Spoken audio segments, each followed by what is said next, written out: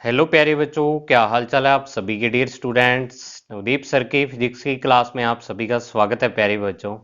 तो अपने चल रहा था फिजिक्स का चैप्टर नंबर 8 और आज अपने पार्ट नंबर 2 इसका करने जा रहे हैं हिंदी मीडियम के लिए। तो जो इसमें अपने आज के टॉपिक है वो है भूचुंबकत्व और इसका कारण, फिर पृथ्वी का चुंबकीय क्षेत्र, फिर आता है भूचुंबकत्व के अवयव, इसमें तीन चीजें पढ़ेंगे अपने ये, और लास्ट में चुंबकत्व और गाउस का नियम। तो आपको ऐसे लग रहा होगा देखने में भी सर ये जो टॉपिक है आपने काफी ज्यादा ले लिए आज की वीडियो में, लेकिन ये सारे टॉपिक क्या है डिटेल में इतने नहीं है। ओनली यानी थोड़ा थोड़ा इनका पार्ट दिया हुआ आपके, यानी आप ऐसे कह सकते हो कि बस परिभाषाओं के रूप में ही है ये सारे टॉपिक। तो आपको बस उतना ही आपको तैयार करना है। तो चलिए बच्चों स्टार्ट करते हैं आज की वीडियो एक नई एनर्जी के साथ। तो देखिए प्यारे बच्चों, सबसे पहला टॉपिक है भूचमकत्व। तो एक चीज मैं आपको और क्लियर कर दूं कि कल जो वीडियो मैंने डाली थी उस पर एक दो बच्चों के कमेंट आए थे कि सर आप डिटेल में करवाओ, हमें एक एक चीज बताओ। तो बच्चों ये डिटेल में करवाने का भी टाइम नहीं है। जितना आपके बोर्ड में है उतना कर लो आप। एक बार डिटेल में पढ़ने के लिए आगे आपके पास बहुत ऑप्शन आ जाएंगे। बीएससी में आप जितनी मर्जी डिटेल से पढ़ सकते हो, वहाँ टाइम की कोई कमी नहीं होती है, ठीक है। जो इंजीनियरिंग लाइन में आगे जाना चाहता है, नीट वगैरह में आगे जाना चाहता है, वो वहाँ सारा डिटेल में ही पढ़ोगे आप एक एक चीज। तो एक बार यहाँ पर जितना आपको सिलेबस में दिया हुआ है वो टॉपिक कर लो। ऐसे तो अर्थ का मैग्नेटिज्म आप ऐसे कह सकते हो कि 10 दिन इस पर लगा सकते हो, इतना यानी डिटेल में टॉपिक है ये वाला। तो जितना अपने को दिया होता है बस आप उतना ही कर लो, एक बार उतना ही बहुत है, और आपके लेवल के अकॉर्डिंग ही दिया होता है, ठीक है ना। तो अब देखो अर्थ मैग्नेटिज्म यानी भूचुंबकत्व क्या चीज होती है कि पृथ्वी स्वयं एक चुंबक की तरह व्यवहार करती है, और पृथ्वी के चुंबकत्व को भूचुंबकत्व या पार्थिव चुंबकत्व कहते हैं, ठीक है। पृथ्वी क्या है, एक चुंबक की तरह व्यवहार करती है। तो इस कारण जो इसका व्यवहार है ये वाला, इसको अपने भूचुंबकत्व या पार्थिव चुंबकत्व कहते हैं। अब पृथ्वी का चुंबकत्व निम्न उदाहरणों द्वारा स्पष्ट होता है भी। कुछ घटनाएं ऐसी होती हैं जिसके कारण अपने को पता लगता है कि पृथ्वी क्या है, एक चुंबक की तरह व्यवहार करती है। तो पहली जो घटना है वो ये है कि स्वतंत्रता पूर्वक लटकाई गई छड़ चुंबक का उत्तर दक्षिण दिशा में व्यवस्थित होना। भी अब ये क्या कर लेती है कि अगर अपने स्वतंत्रता पूर्वक किसी चुंबक को लटका दें तो उसका उत्तर पृथ्वी की उत्तर की और उसका दक्षिण पृथ्वी के दक्षिण की ओर क्या हो जाएगा, व्यवस्थित हो जाएगा। तो अब ये व्यवस्थित क्यों होता है, हमेशा इसी दिशा में क्यों ठहरती है, ये क्या है, पृथ्वी के चुंबकत्व के कारण ही ऐसा होता है। क्योंकि चुंबक पर बल कौन लगा सकता है, दूसरी चुंबक ही लगा सकती है। अब दूसरी चुंबक अपने और कोई तो लटका ही नहीं उसके साथ, लेकिन फिर भी वो एक निश्चित दिशा में ठहरती है। मतलब इसका मतलब क्या है कि कोई ना कोई चुंबकीय क्षेत्र और है जो उसको व्यवस्थित कर रहा है, और वो चुंबकीय क्षेत्र किसका है, पृथ्वी का। फिर नेक्स्ट है कि पृथ्वी में गाड़ने पर कुछ समय बाद लोहे का चुंबक बनना। अब अगर पृथ्वी में अपने क्या करें, लोहे को गाड़ दें तो उसमें क्या हो जाता है, कुछ समय बाद लोहा चुंबक की तरह व्यवहार करता है। अब आप कहोगे कि सर ऐसा नहीं होता है, तो ऐसा क्या है, अपने लेवल पर नहीं होता है, ठीक है। लेकिन अगर अपने अपने पास कोई ऐसी लैब हो जिसमें आप उसका चुंबकीय चुंबकीय क्षेत्र माप सको या और, तो वहां पर अपने को पता लगता है कि कुछ ना कुछ चुंबकीय क्षेत्र जो अपने डायरेक्टली अपने उसको नहीं महसूस कर सकते हैं, लेकिन उसके अंदर उत्पन्न होता है एक्सपेरिमेंटली। ये वैज्ञानिकों ने ये चीज देखी थी। और फिर है क्षण चुंबक की चुंबकीय क्षेत्र रेखा खींचने पर उदासीन बिंदु प्राप्त होना। कल अपने उदासीन बिंदु पढ़ा था। उदासीन बिंदु पर क्या होता है, पृथ्वी का चुंबकीय क्षेत्र और चुंबक का खुद का चुंबकीय क्षेत्र दोनों एक दूसरे के क्या हो जाते हैं, विपरीत हो जाते हैं, लेकिन वैसे समान होते हैं। तो वहां पर नेट चुंबकीय क्षेत्र जीरो हो जाता है। तो नेट चुंबकीय क्षेत्र जीरो तभी होगा चुंबक का जब उस पर कोई और चुंबकीय क्षेत्र काम कर रहा होगा। तो वो चुंबकीय क्षेत्र किसका होता है, पृथ्वी का होता है, ठीक है। पृथ्वी के भिन्न भिन्न स्थानों पर चुंबकत्व का मान भिन्न भिन्न होता है। वह ये लगभग 10⁻⁻5 टेस्ला या 0.1 गॉस के तुल्य होता है, ठीक है। भी क्या होता है कि जो पृथ्वी का, वैसे तो चुंबकीय क्षेत्र हर जगह अलग अलग है चुंबकीय क्षेत्र का मान, लेकिन अगर अपने एवरेज मान निकाल लें सारों का तो वो लगभग 10⁻⁻5 टेस्ला, जो कि बहुत कम है चुंबकीय क्षेत्र। तो इतना होता है, ठीक है। और टेस्ला और गॉस में आपको संबंध मैंने बताया था। अब नेक्स्ट है चुंबक भूचुंबकत्व के कारण कॉज ऑफ अर्थ मैग्नेटिज्म, यानी भूचुंबकत्व होता क्यों है, चुंबक का पृथ्वी एक चुंबक की तरह व्यवहार करती क्यों है, इसके कारण क्या है। तो सबसे पहले सर्वप्रथम गिलबर्ट ने बताया कि पृथ्वी के अंदर विशाल चुंबक है। यह धारणा मान्य नहीं रही क्योंकि कि गिलबर्ट नाम के एक वैज्ञानिक थे, विलियम गिलबर्ट इनका पूरा नाम था। तो इन्होंने सबसे पहले बताया कि पृथ्वी चुंबक की तरह व्यवहार क्यों करती है।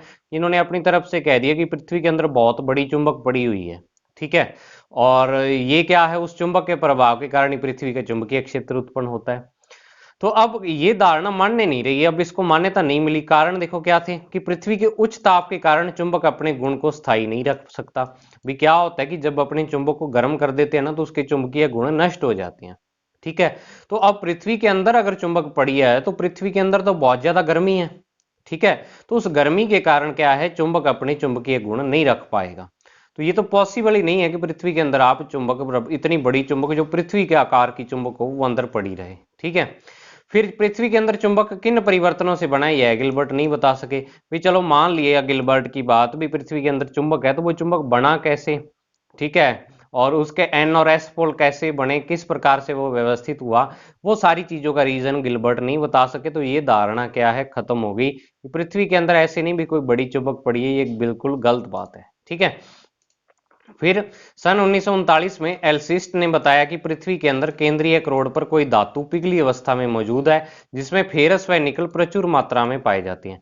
भैया पृथ्वी का क्या है, पृथ्वी का केंद्रीय करोड़ मतलब पृथ्वी का बिल्कुल सेंटर है जो, तो सेंटर के बहुत सारे भाग में देखो, पृथ्वी बहुत बड़ी है तो सेंटर का जो इतना सारा यानी छोटा पार्ट है उसको केंद्रीय करोड़ बोल देते हैं। पृथ्वी का बिल्कुल मध्य भाग को क्या बोलते हैं, अपने सेंटर वाले पार्ट को करोड़। तो उस पर कहता है कि ये वहां पर बहुत सारी धातु क्या है, पिघली अवस्था में मौजूद है। इसमें फेरस और निकल क्या है, प्रचुर मात्रा में उपलब्ध है वहां पर, यानी फेरस और निकल धातुएं वहां पर पिघली हुई अवस्था में पड़ी हुई है। ठीक है, और पृथ्वी के घूमने के कारण तरल धातु में डायनमो जनित्र के समान क्रिया होती है, जिसमें विद्युत धारा के समान संवहन धाराएं उत्पन्न होती हैं। इससे जो पृथ्वी का चुंबकीय क्षेत्र उत्पन्न होता है।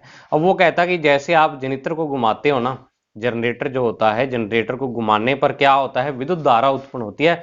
बिल्कुल वैसे ही पृथ्वी के घूमने के कारण वहां पर एक विशेष तरह की संवहन धाराएं, ठीक है, जो बहती हैं धाराएं, वो संवहन धाराएं बोल देते हैं उसको। जो क्या है उसके अंदर क्या है, बहती है धाराएं, और उस धाराओं के बहने के कारण वहां पर क्या हो जाता है, चुंबकीय क्षेत्र उत्पन्न हो जाता है।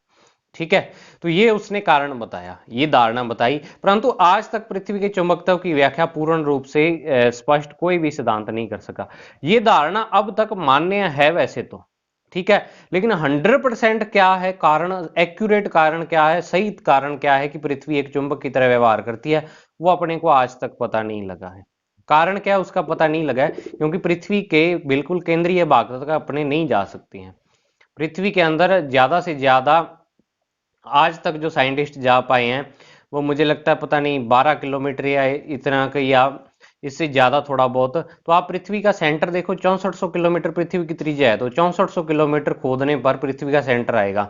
अगर आप 100 किलोमीटर पर ही जाते हो फिर भी आगे 6300 किलोमीटर पड़ा है। मान लो आप चलो 100 किलोमीटर तक चले गए, लेकिन उसके आगे, क्योंकि वहां पर क्या होता है, जैसे जैसे पृथ्वी के अंदर जाते हैं ताप और दाब बहुत ही बढ़ता जाता है वहां पर पृथ्वी के अंदर। ठीक है, ताप का मान यानी गर्मी इतनी ज्यादा है कि अपने पास कोई ऐसा उपकरण नहीं है कि उतनी गर्मी को झेल सके।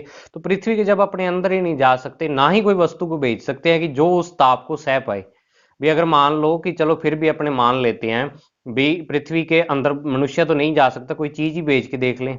ठीक है, लेकिन चीज भी भेजेंगे तो वो क्या है, पृथ्वी के गर्मी को नहीं सह पाती है। तो इस कारण अभी तक आज तक ये पता नहीं लगा, इतना क्लियरली पता नहीं लगा कि पृथ्वी का चुंबकीय क्षेत्र क्यों उत्पन्न होता है। बस उसके लिए कुछ धारणाएं प्रचलित हैं, वो धारणाएं आज तक चली आ रही हैं। ठीक है, अब देखो पृथ्वी का चुंबकीय क्षेत्र होता कैसा है। तो पृथ्वी का चुंबकीय क्षेत्र, यदि किसी चुंबकीय सुई को इस प्रकार लटका दिया जाए कि वह ऊर्ध्वाधर तल में घूमने के लिए स्वतंत्र हो, तो इसे पृथ्वी के एक ध्रुव से, पृथ्वी पृथ्वी दो बार लिख दिया, पृथ्वी के एक ध्रुव से दूसरे ध्रुव तक चक्कर पूरा करने में घुमाएं, चक्कर पूरा घुमाएं तो क्या है, एक ध्रुव से दूसरे ध्रुव तक एक चक्र पूरा घुमाएं तो दो स्थानों पर चुंबकीय सुई पूर्णतः लंबवत हो जाती है, तथा अन्य दो स्थानों पर यह चुंबकीय सुई पूर्णतः क्षैतिज हो जाती है। ठीक है, अब देखो क्या है कि मान लो ये आपके पास चुंबकीय सुई है, ठीक है, और आप ये क्षैतिज, अब इन्होंने कहा है कि यह ऊर्ध्वाधर तल में घूमने के लिए स्वतंत्र है। ये तो क्षैतिज तल है और ये ऊर्ध्वाधर है। मतलब कि जिस प्रकार आप कह सकते हो घड़ी की सुई होती है ना, घड़ी की सुई घूमती है जैसे, तो वो क्या है, ऊर्ध्वाधर तल में घूमती है। ऐसे भी हो सकती है, ऐसे भी हो सकती है। तो वैसे ही अगर अपने एक चुंबकीय सुई जो स्वतंत्र हो घूमने के लिए, तो उसको क्या करें कि अगर अपने पृथ्वी के, मान लो ये पृथ्वी है, तो पृथ्वी के एक सिरे से स्टार्ट करें, ठीक है, यहाँ से और पूरी पृथ्वी का चक्कर लगाएं यहाँ तक नीचे तक, तो पूरा चक्कर जब पूरा चक्कर लगाएंगे, मान लो यहाँ तक दोबारा घूम के आ गई, तो अब क्या होगा, पूरे चक्कर में पृथ्वी के ये वाली जो सुई होगी ना, भी ऐसे पृथ्वी का पूरा चक्कर लगा दें एक, तो ये सुई क्या है, दो जगह पर तो बिल्कुल ऐसे होगी और दो जगह पर बिल्कुल ऐसे होगी। ठीक है, लेकिन फर्क क्या है, एक जगह ऐसे होगी और एक जगह ऐसे होगी। क्षैतिज में दो बार ये क्या हो जाएगी, समांतर होगी, और इसी प्रकार ऊर्ध्वाधर तल में एक बार ऐसे होगी और एक बार ऐसे होगी। ठीक है, तो मतलब कि दो जगह पर तो पूर्णतः लंबवत हो जाती है ऐसे, और दो जगह पर पूर्णतः समांतर हो जाती है। तो अब ऐसा क्यों होता है, वो देखो कारण क्या है यहाँ पर, जिन स्थानों पर चुंबकीय सुई पूर्णतः क्षैतिज हो जाती है उसे चुंबकीय निरक्ष, व जिन स्थानों पर यह लंबवत होती है वे चुंबकीय ध्रुव कहलाते हैं। ठीक है, कि जिन स्थानों पर चुंबकीय सुई क्षैतिज होती है उसको चुंबकीय निरक्ष बोलते हैं। अब होता क्या है कि जो ये वाले स्थान है पृथ्वी के, ये वाले स्थान, ठीक है, ये क्या है, इन स्थानों पर चुंबकीय सुई बिल्कुल ऐसे सीधी हो जाती है पृथ्वी के, तो यानी कि बिल्कुल सीधी अवस्था में ऐसे, तो इसको अपने क्या बोलेंगे, चुंबकीय निरक्ष बोल देंगे। और ये दो स्थान ऐसे होते हैं कि इनको अपने, इस पर क्या हो जाती है, चुंबकीय सुई पूर्णतः से खड़ी हो जाती है, लंबवत हो जाती है, इनको अपने क्या बोल देते हैं, चुंबकीय ध्रुव बोल देते हैं। ठीक है, चुंबकीय ध्रुव भौगोलिक ध्रुवों से कुछ हटकर पाए जाते हैं। इन अक्षों के मध्य 11.3 डिग्री का कोण होता है। अब देखो ये क्या चीज है, अब सबसे पहले आप इसको समझो कि ये डायग्राम क्या कह रहा है अपने को। ठीक है, वैसे तो आप क्या है कि इस टॉपिक को बुक से एक बार जरूर पढ़ के देखना, आपको वहां पर चुंबकीय निरक्ष और ध्रुवों की स्थिति भी दे रखी है देशों के हिसाब से भी, इस देश में चुंबकीय ध्रुव और इसमें क्या है, निरक्ष है। तो अब आप इसको समझो कि ये पृथ्वी है, ठीक है, सामान्य ये पृथ्वी है, और पृथ्वी का ये वाला क्या है, अपना घूर्णन अक्ष है। वैसे तो ये अक्ष क्या होता है कि ऐसे ये सीधी रेखा है तो इससे थोड़ा सा झुका हुआ होता है, और ये कितना 23.5 डिग्री कोण पर झुका हुआ होता है। इसको अपने क्या बोल देते हैं कि पृथ्वी अपने अक्ष पर 23.5 डिग्री झुकी हुई है।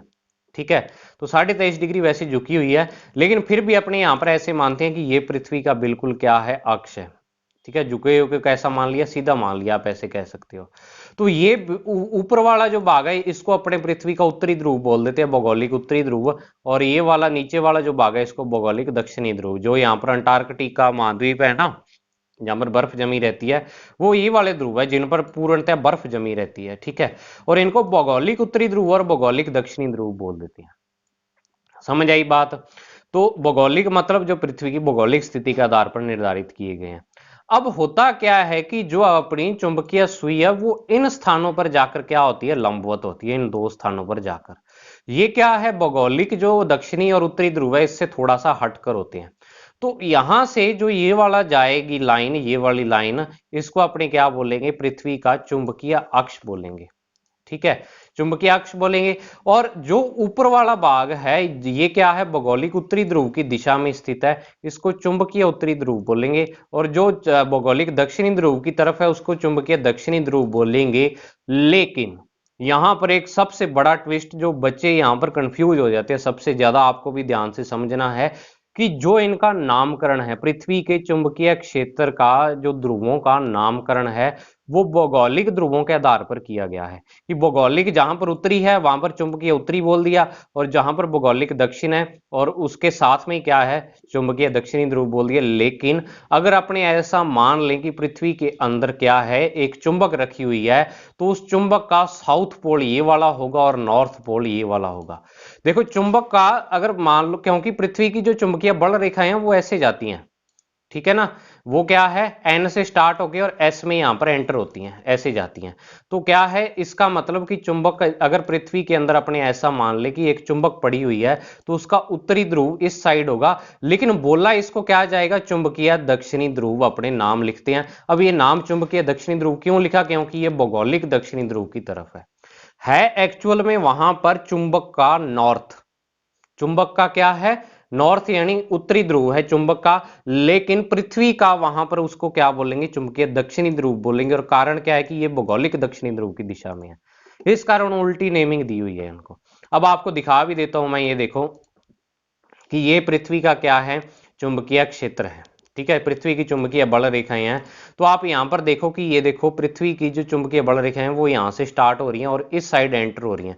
मतलब एंटर कहां पर होती हैं चुंबकीय बल रेखाएं? साउथ पोल में होती हैं। तो ये साउथ है, ये नॉर्थ है। लेकिन एक्चुअल में ये पृथ्वी का उत्तरी ध्रुव है, तो इसको चुंबकीय उत्तरी ध्रुव भी बोल देते हैं।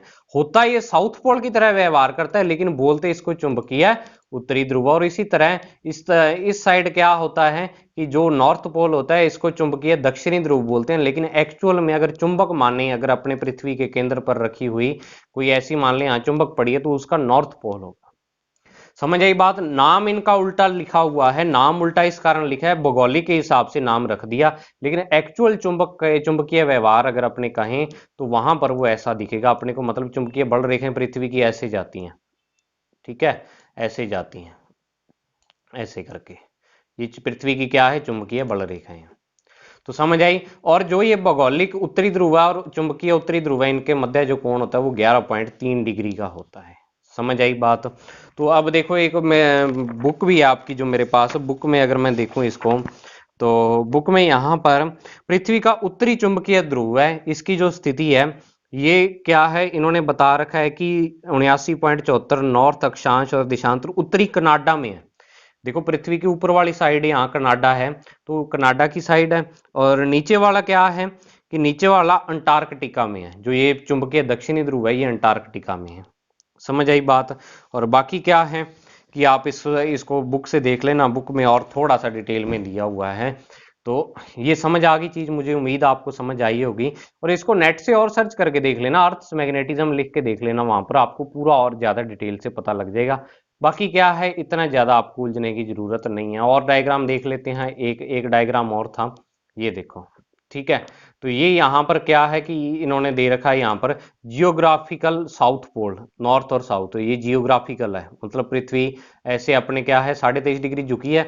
तो जो साउथ मैग्नेटिक साउथ पोल और मैग्नेटिक नॉर्थ पोल होगा, जो यानी कि चुंबकीय उत्तरी ध्रुव और चुंबकीय दक्षिणी ध्रुव होगा यहाँ पर, वो क्या है आपका इस प्रकार से होगा। समझ आई? साउथ ऊपर और नॉर्थ नीचे।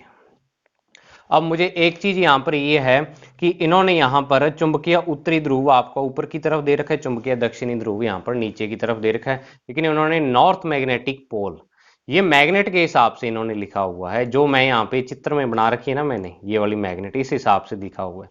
तो आप अपनी बुक के हिसाब से चलो, उसके हिसाब से सही है। फिर आता है भूचुंबकत्व क्या हो गया। देखो कई बच्चे मुझे ऐसा बोलते हैं कि सर आप और ज्यादा डिटेल में कराओ, तो इतनी ज्यादा डिटेल में आपको करने की जरूरत नहीं है, जितना करवा रहा हूं उतना करते चलो। फिर भूचुंबकत्व के अवयव, अब ये भी समझने की जरूरत है। क्या है कि पृथ्वी के चुंबकीय क्षेत्र को पूर्ण रूप से व्यक्त करने के लिए आवश्यक अवयव भूचुंबकत्व के अवयव कहलाते हैं। मतलब पृथ्वी के चुंबकीय क्षेत्र को जो बताते हैं अवयव, उनको अपने भूचुंबकत्व के अवयव कहा जाता है। ठीक है। अब इनमें 3 डेफिनेशन है, सिंपल सी डेफिनेशन है, जैसे आपको दी है वैसे आप याद रख लो इनको। देखो क्या है सबसे पहली डेफिनेशन कि दिक्पात का कोण, दिक्पात का कोण एंगल ऑफ डिक्लिनेशन, इस क्या किसको कहते हैं कि किसी स्थान पर छड़ चुंबक को लटकाने पर वह ठीक उत्तर दक्षिण दिशा में न ठहर कर, न रुक कर एनएस रेखा से एक न्यून कोण बनाते हुए ठहरती है। अतः किसी स्थान पर स्वतंत्रता पूर्वक लटकाई गई चुंबक के चुंबकीय यामयत्र और भौगोलिक यामयत्र के बीच बना न्यून कोण दिक्पात का कोण कहलाता है। अब इसको समझो, देखो दिक्पात का कोण क्या है कि अगर अपने क्या करें, जो आपका क्या है, सबसे पहले आप ये चीज समझ लो चुंबकीय यामयोत्र क्या होता था कि अगर ये मान लो एक चुंबक आपके पास, तो ये इसका अक्ष है और इस अक्ष से गुजरता हुआ एक तल होता है, तो लंबवत तल होता है। इस तल को अपने क्या बोल देते हैं, चुंबकीय यामयोत्र बोल देते हैं। इसी तरीके से अगर पृथ्वी का अपने भौगोलिक अक्ष ले लें, ये वाला भौगोलिक अक्ष, और यहां से गुजरता हुआ अपने क्या बना दें, एक तल बना दें। ठीक है, ऐसे तल बना दे पृथ्वी को, जो 2 भागों में बांटेगा, ये वाला जो तल होगा पृथ्वी को, तो इस तल को अपने भौगोलिक यामयोत्र बोल देते हैं। ठीक है। अब देखो होता क्या है एक्चुअल में कि यदि अपने किसी स्थान पर चुंबक को लटका दें, चुंबक को लटकाएं, ठीक है, मान लो आपके पास ये चुंबक लटकी पड़ी है, चुंबक लटकी पड़ी है, तो अब इस चुंबक में से ऐसे क्या होगा, इसका जो तल गुजरेगा इसको अपने क्या बोलेंगे, चुंबकीय यामयोत्र। और आपको पता है कि पृथ्वी गोल है, तो पृथ्वी के किसी भी स्थान पर आप खड़े हो जाओ, आप पृथ्वी के सेंटर की सीध में होगे। क्योंकि इस गोले के आप जहां मर्जी खड़े हो जाओ, आप सेंटर की सीध में होगे ना, क्योंकि त्रिज्या गोले की यही तो खासियत होती है। या आप हमेशा उसके सेंटर की सीध में होगे। तो क्या है कि अगर मान लो कि आपका यहां पर आप यहां पर खड़े हो, ठीक है, तो यहां पर आप क्या करो, एक तल गुजरता हुआ ऐसे पृथ्वी में से बनाओ, ऐसे ये वाला क्या है, तल गुजर रहा है एक पृथ्वी में से, इसको अपने भौगोलिक यामी उत्तर बोल देंगे। और एक तल आपकी चुंबक में से गुजर रहा होगा, इसको अपने क्या बोलेंगे, चुंबकीय यामी उत्तर बोलेंगे। ठीक है, तो जो भौगोलिक यामी उत्तर अपने बनाया है और जो चुंबकीय यामी उत्तर है, इसके बीच हमेशा क्या बनता है, एक न्यून कोण बनता है, और इस कोण को अपने दिक्पात का कोण कहते हैं। देखो ये कोण क्या है, 3D में बनता है, ये सारी 3D की बातें हैं, तो इस कारण आपको हो सकता है थोड़ा कम समझ में आए, लेकिन आप इसको थोड़ा समझने की ट्राई करो। भी पृथ्वी का क्या है, हर टाइम अपने पृथ्वी का भौगोलिक यामी उत्तर खींच सकते हैं। ठीक है, भौगोलिक यामी उत्तर खींच सकते हैं कि पृथ्वी को जो दो भागों में बांटता है भौगोलिक भौगोलिक यामी उत्तर क्या होता है, चुंबक पृथ्वी के भौगोलिक उत्तरी ध्रुव और दक्षिणी ध्रुव से गुजरने वाला ऐसे तल, और जो जिस स्थान पर आप खड़े हो वहां पर अगर आपने चुंबक लटकाई है तो वहां पर क्या है, चुंबक के जो चुंबक का चुंबकीय यामी उत्तर होगा वो बनेगा।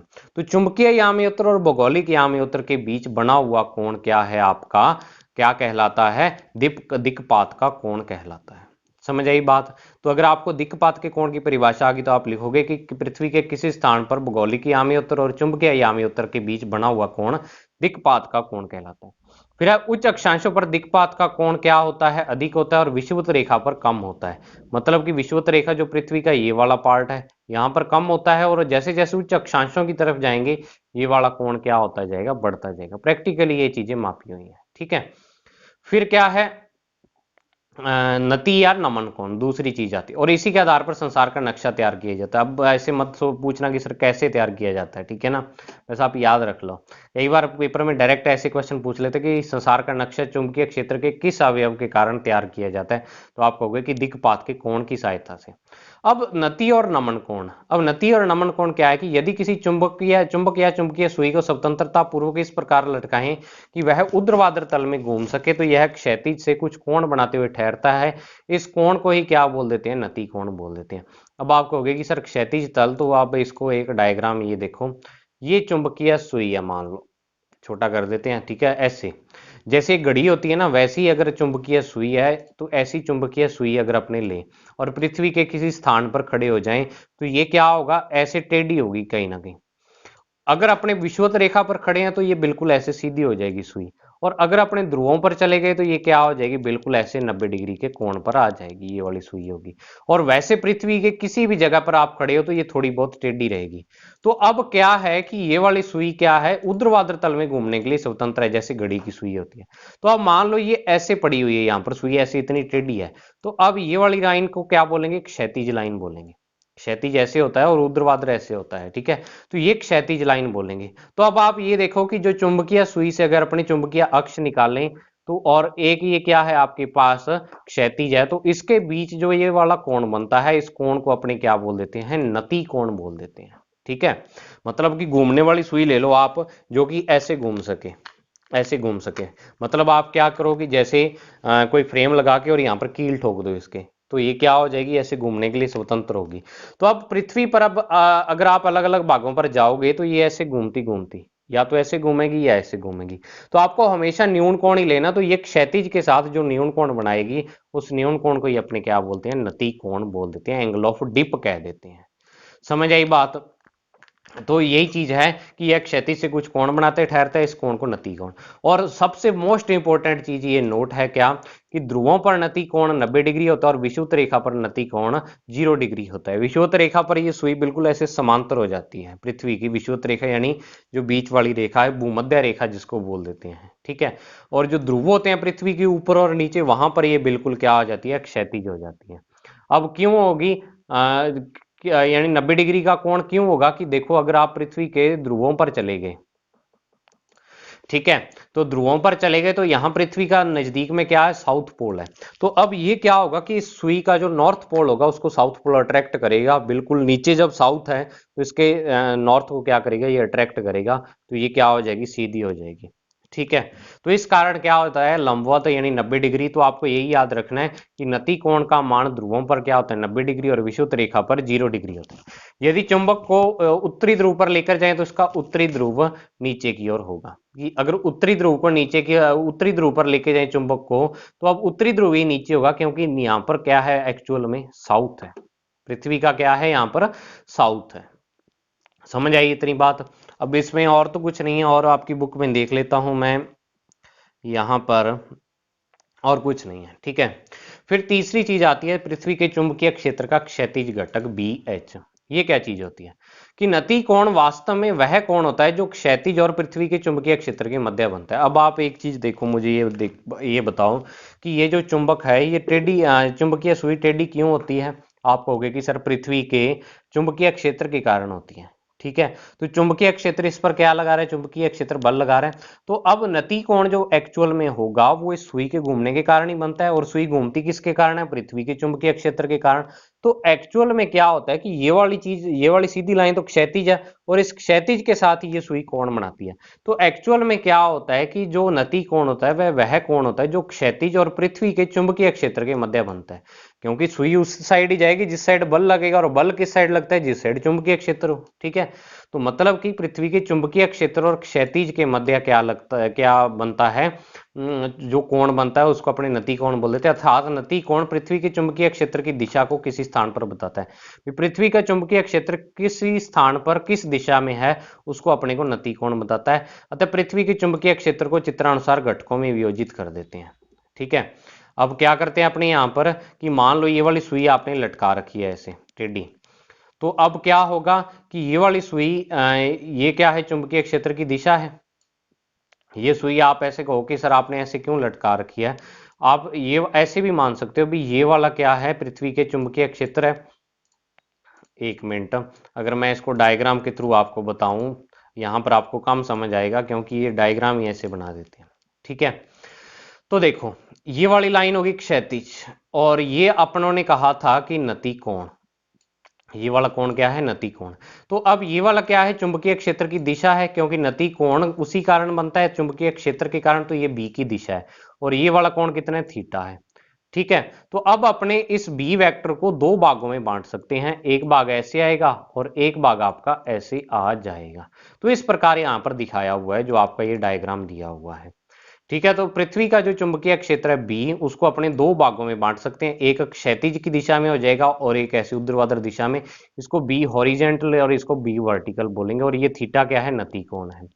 तो अब क्या होगा कि यहाँ पर कि पृथ्वी के चुंबकीय क्षेत्र के क्षैतिज और ऊर्ध्वाधर घटक BV और BH हैं, तो चित्रानुसार BH बराबर B cos थीटा होगा और BV बराबर B sin थीटा होगा। समीकरण 1 और 2 का स्क्वायर करके जोड़ें तो B का मान आ जाएगा √BH² प्लस BV स्क्वायर, और टेन थीटा का मान आ जाएगा BV अपॉन BH, या BV बराबर BH टेन थीटा। अब आप पिछला जो टॉपिक था उसमें आपने एक चीज पढ़ी थी कि पृथ्वी के क्षैतिज घटक के साथ जो चुंबकीय क्षेत्र क्या करता है, कोण बनाता है, या कोण बनाते हुए ठहरता है, या पृथ्वी के क्षैतिज घटक के साथ सॉरी क्षैतिज घटक के विपरीत दिशा में क्या होता है, चुंबक का जो चुंबकीय क्षेत्र होता है। तो ये वाला चुंबक का क्या, पृथ्वी का क्या होता है, क्षैतिज घटक होता है। अब जो आपकी चुंबक है उसका अगर उसका चुंबकीय क्षेत्र ऐसे हो जाए तो ये नेट चुंबकीय क्षेत्र 0 होगा, और यहां पर अपने को क्या मिलेगा, जो पॉइंट अपने बोले थे उदासीन बिंदु वो मिलेंगे, ठीक है। कि उदासीन बिंदु उस स्थान पर मिलते हैं जहां पर चुंबकीय पृथ्वी का जो चुंबकीय क्षेत्र उसका क्षैतिज घटक है ये वाला घटक, और जो चुंबक का चुंबकीय क्षेत्र है वो इधर इस दोनों क्या हो जाए, एक दूसरे के विपरीत दिशा में हो जाए। ये तो BH की दिशा है और ये आपके चुंबक वाले की दिशा है, तो उस स्थान पर अपने को क्या मिलता है, उदासीन बिंदु मिलता है, ठीक है ना, समझ आई बात।